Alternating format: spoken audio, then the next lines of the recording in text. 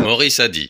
Dans certains coins de France, on est dans un pays musulman. C'est-à-dire qu'il y a que des mecs dehors. Les gonzesses, on les voit pas ou elles ont des enfants et vite elles sont fantômes et elles disparaissent. Parce que nous sommes dit nous que la religion c'était un truc secondaire, que ça n'aurait pas d'incidence sur le fonctionnement de la société. Et maintenant, on se rend compte. Alors ça a commencé avec les cantines scolaires.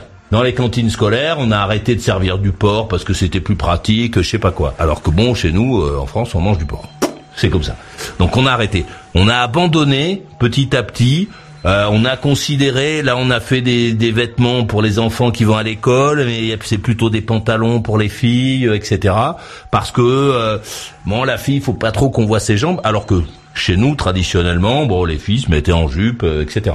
Donc petit à petit, on a abandonné notre façon de vivre en se disant que c'était pas grave. Et plus ça va, plus on se rend compte que la France est en train de devenir un pays musulman.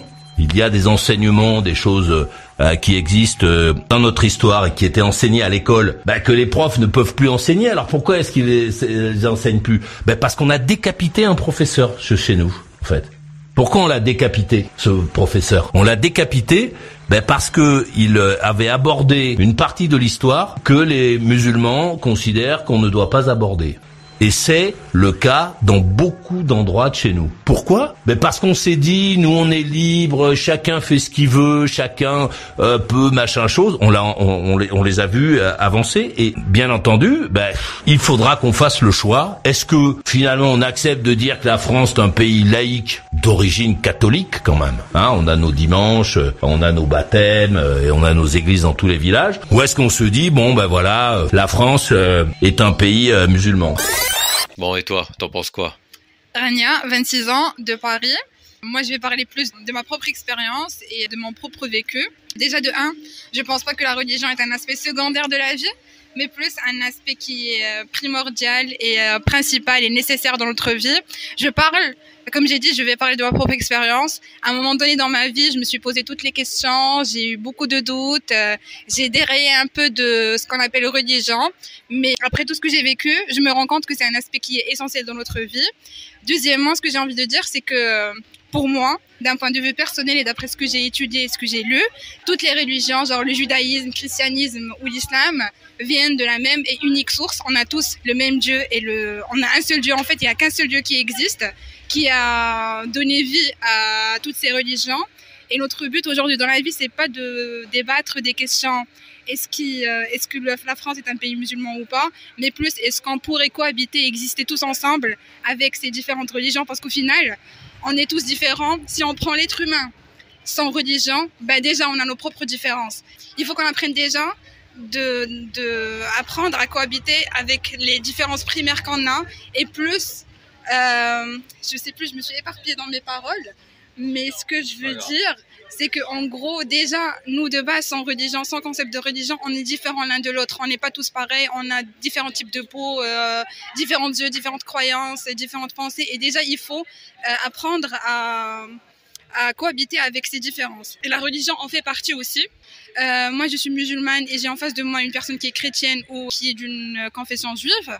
Je vais pas être en mode là, cette personne fait pas partie de ma communauté, du coup, je vais pas apprendre à la connaître, sa religion, ses croyances, parce qu'au final, le fait de se connaître, ça fait notre propre expérience sur cette terre et ça va nous éviter beaucoup de conflits et de guerres et de questionnements par rapport à ça. Et juste pour conclure, c'est que la religion, elle est pas là, elle est pas née pour nous mettre des freins dans cette vie, mais plus elle nous aide à vivre une vie qui est saine. Et du coup, si dans l'islam on mange pas de porc, on mange pas de porc et c'est comme ça. Et si dans le christianisme on mange porc, on mange de porc et c'est comme ça. Et puis voilà. Ça fait 3 ans que tu es en France, c'est ça, hein ? Ok. Est-ce que, quand tu es arrivé il y a 3 ans, tu as trouvé que la France ressemblait à ce à quoi tu t'attendais ? Ou est-ce que ça ressemblait un peu plus à ce que tu as connu au Maroc ? En vrai, moi, avant de venir en France, je vais pas vous mentir, c'est comme si j'y ai vécu toute mon enfance ou toute ma jeunesse ou toute ma vie, parce que j'étais tellement connectée à ce qui se passe ici que quand je suis venue, j'ai pas ressenti de choc culturel. Mais par contre, je pense que je suis un peu déçue parce que hors hors le fait de vivre ici, tout ce que je savais de la France était ses valeurs de cohabitation, de la fraternité, de l'égalité surtout, et de la liberté surtout.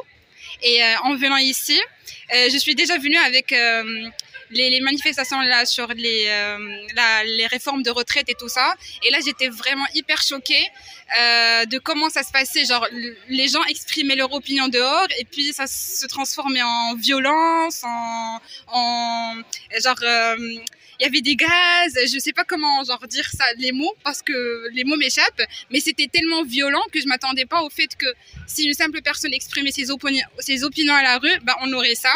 Mais voilà, ça c'était d'un point de vue global de France, mais moi mes propres expériences, soit dans le travail, soit dans l'école ou peu importe, j'ai jamais eu de problème à cohabiter avec les Français.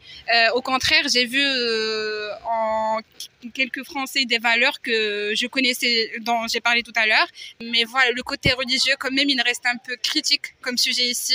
J'ai l'impression qu'à chaque fois on en parle, tout le monde veut éviter le sujet. Et voilà. Rock'n'roll. Rock'n'roll. Maurice Radio Libre, c'est pas de la musique, c'est pas de la musique, c'est de la radio. Maurice, c'est la nuit. Maurice, c'est la nuit. C'est le seul feuilleton radiophonique au monde. Maurice Radio Libre, la radio carrément rock, la radio carrément libre.